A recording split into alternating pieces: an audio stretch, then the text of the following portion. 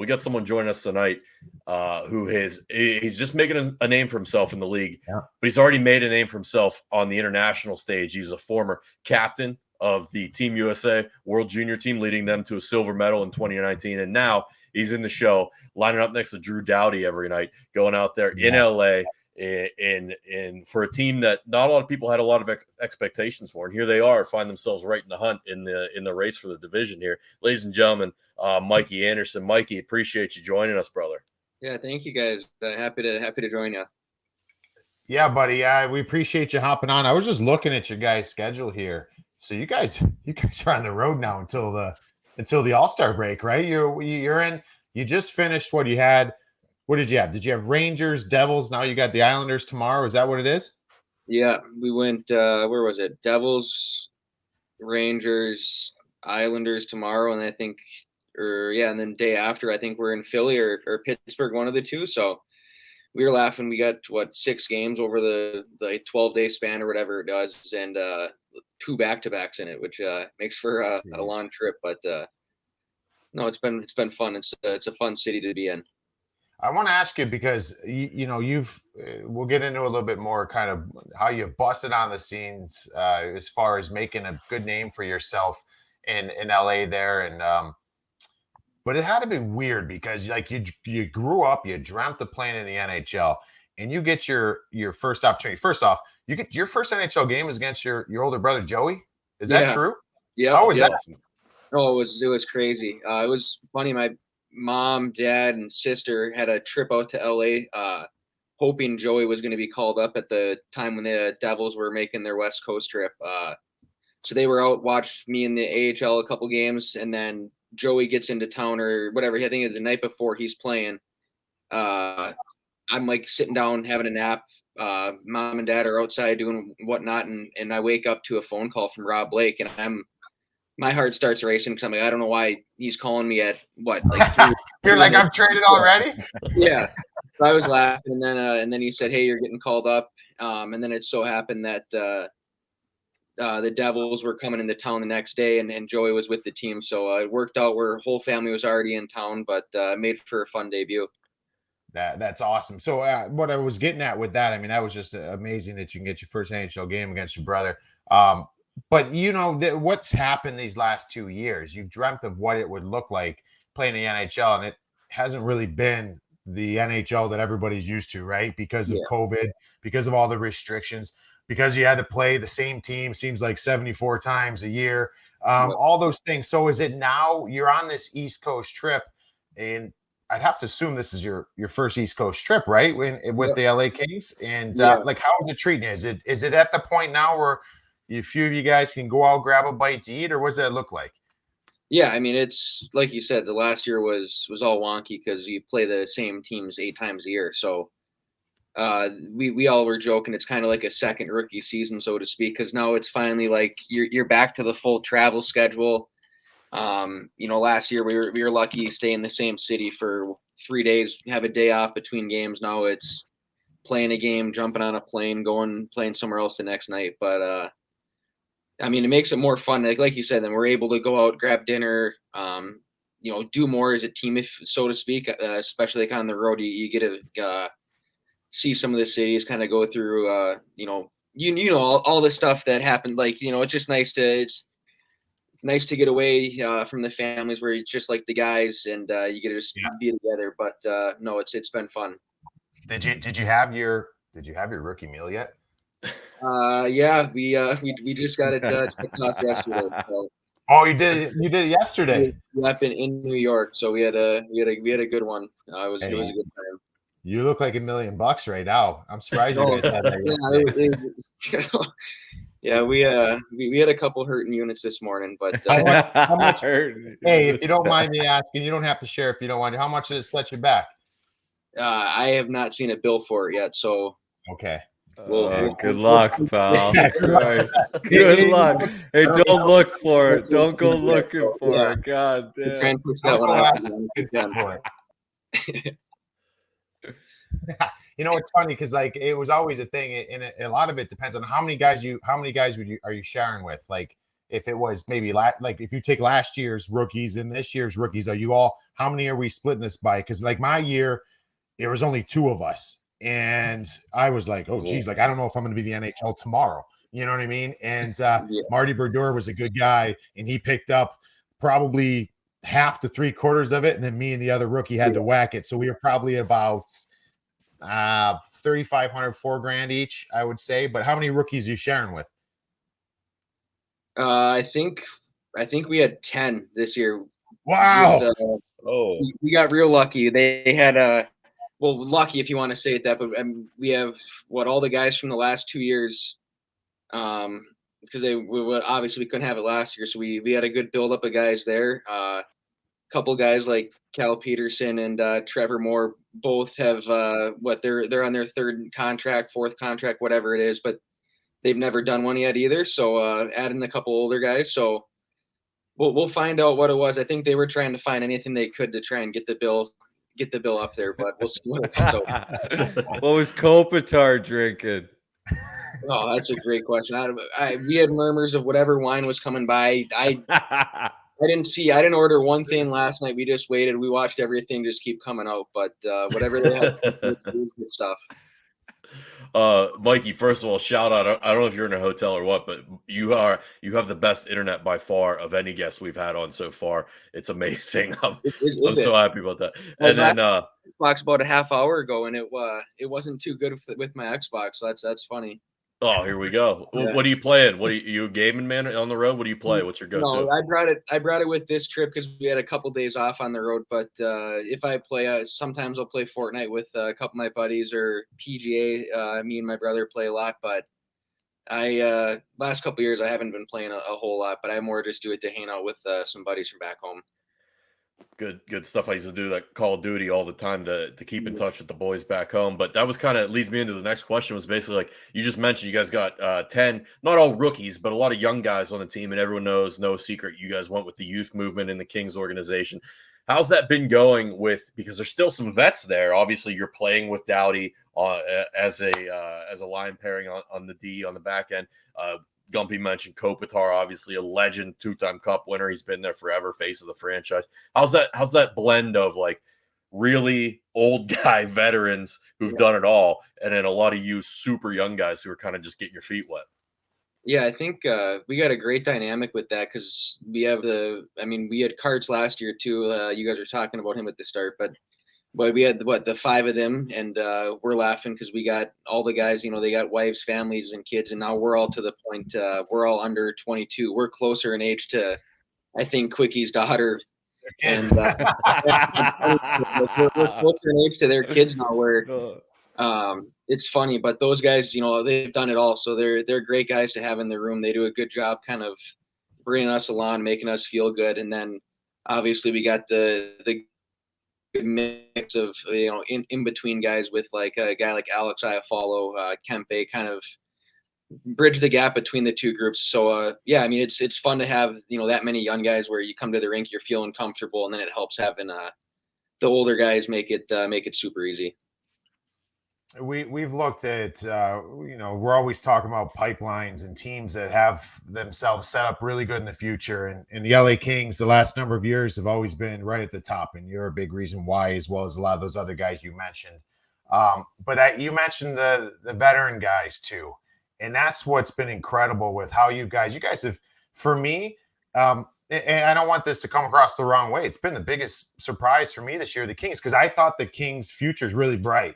But I thought this year would have been a year like, all right, let's play meaningful hockey all the way through. And if they don't make the playoffs, it could still be a win. But now you're looking at it, I'm like, this team can make some noise.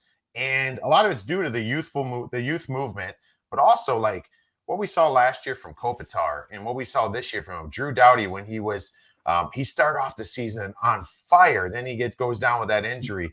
And how cool is it for you? Because I'm looking here and it looks like I don't have it going back as far, but you're playing in the USHL in like 15-16 season. But like last time the Kings won the Cup was 14, right? So where were you playing in 2014?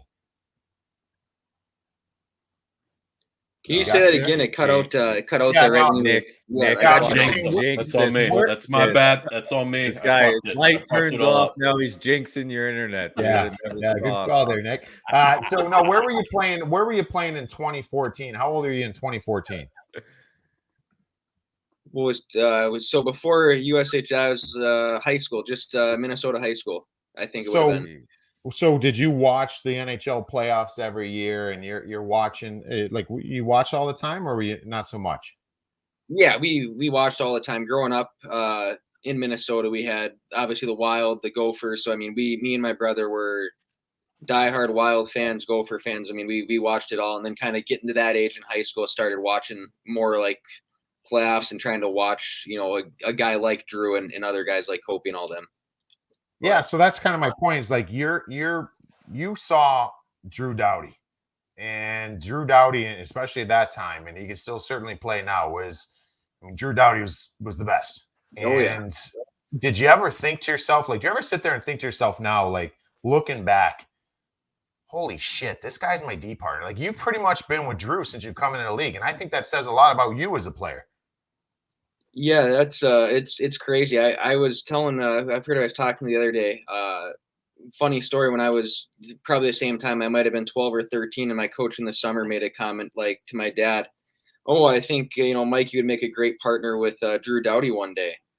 And I'd never heard this story. My dad was kind of like laughing or whatever, and he went on a huge rant. And then last year, started playing with him. My dad called me and told me the story, but I was laughing. Where back then you don't even think twice about it. Like I'm just trying to think about where I was going to play in the USHL, how I was going to do there. And it's like, then you worry about the next thing. And you look back now, and I mean, it's crazy how fast it happens, where that's 5-6 years ago or whatever it was. And come a long way since then, but it's still crazy to think about watching him, growing up my whole life, and then now having the chance to play with him.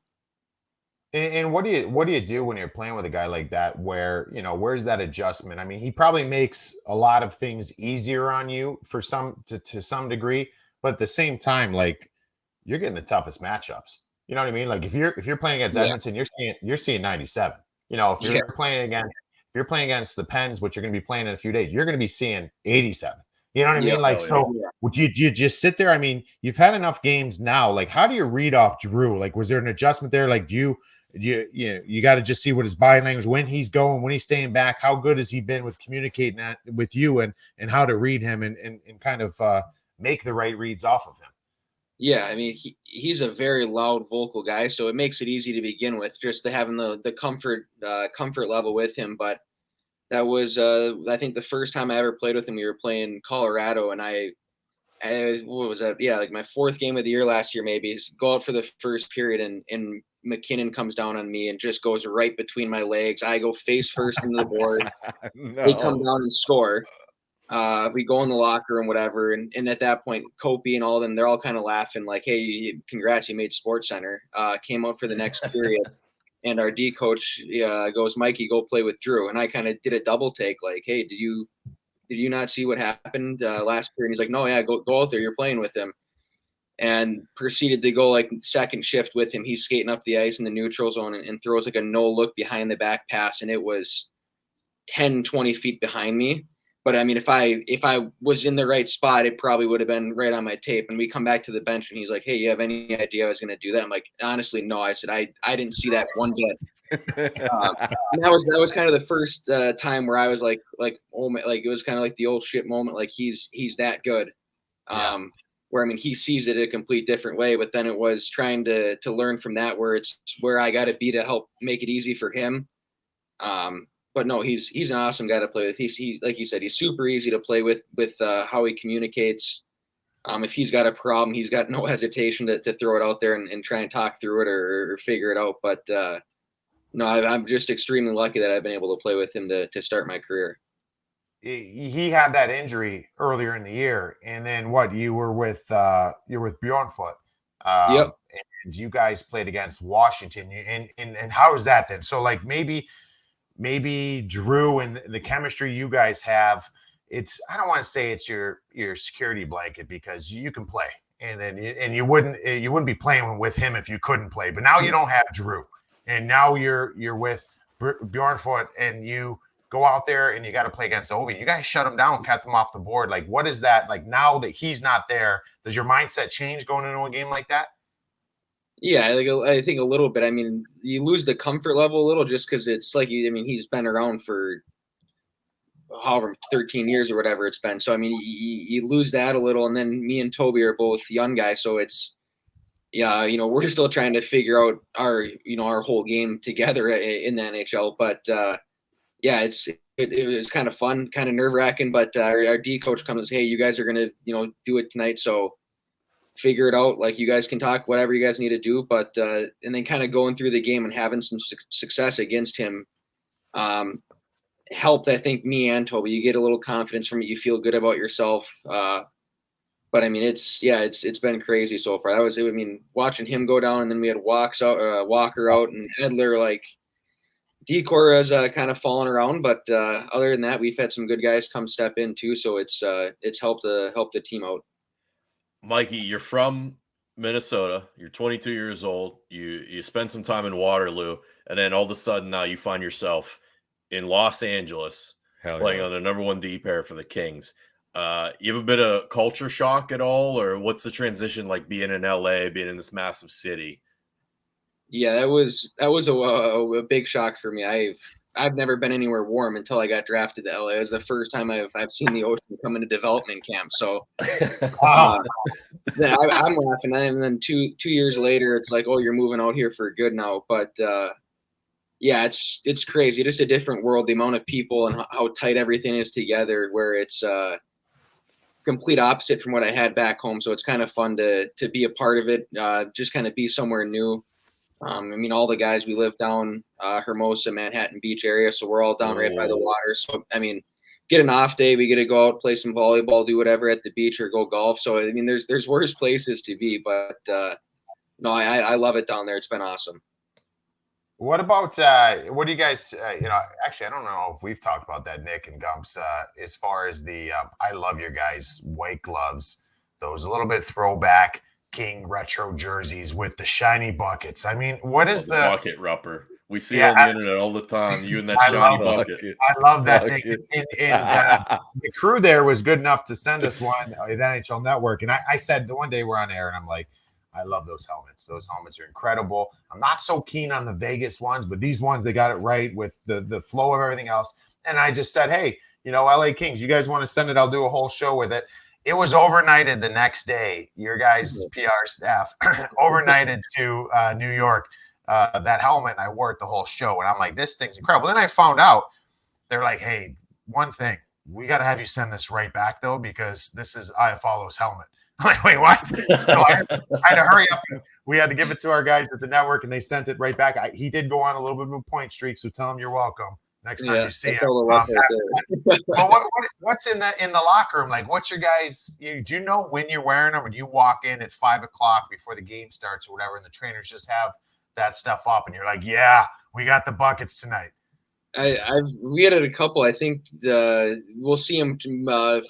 We have like the game gear that stays at Staples, and then Crypto Arena now, and the practice gear at the practice. But if after a game, they'll be moving the gloves around. So I mean, you might be walking out after and you see it, and that you kind of get a little idea. Other than that, I think we got no idea. The most times I've seen is whenever somebody gets called up, they'll give them a pair of white gloves to wear it for practice. You know it's coming. So we laughed, and it's coming, but you got the young guy that's getting called up, and he's just nervous, about being on the ice at practice. Now they're throwing in with some new gear, so they're always a little more uptight for the rest of the day. But yeah, it's kind of a wild guess whenever we're gonna wear them.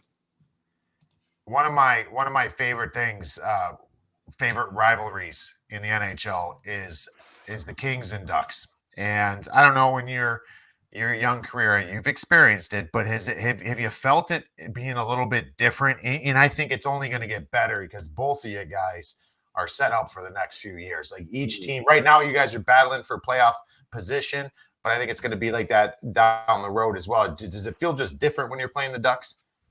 Yeah, it's always different. I mean, the older guys try and pinpoint it a little bit before we start playing. But yeah, it's like it's the extra intensity. There's more hits every inch just feels like it's harder to get. But I think the biggest wake up we had was the first time we played him last year, and we had McDermott and Delorier fought right off puck drop.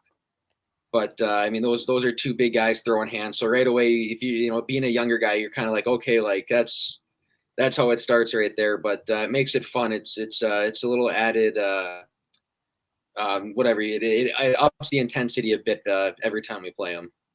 Mikey, do you got that in your game? Can you throw the fist if you have to? I don't think I could do it. I'd hope it's with a skill guy that doesn't know what he's doing, though. Smart. Didn't your, if I recall, your brother would drop the gloves sometimes, wouldn't he?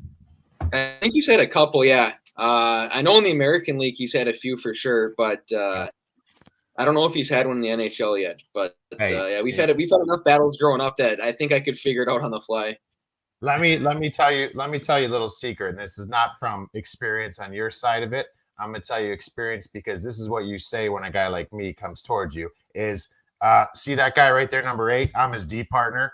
I don't even know who you are. I ain't fighting you. I'm our top D pair. You know what I mean? I don't gotta fight anybody. Let me know when you're gonna come out here and play some meaningful minutes. That's been said to me a few times for people, so that's how you get out of it. You don't gotta fight anybody, just keep doing what you're doing. But no, it's hey, you know what, man? I just love the fact that things are getting back to some normalcy, right? In all those things you dreamt about and worked so hard about making the NHL, you're getting to experience that now. From the rookie meal to a road trip, you get to see the ocean when you're out in California now.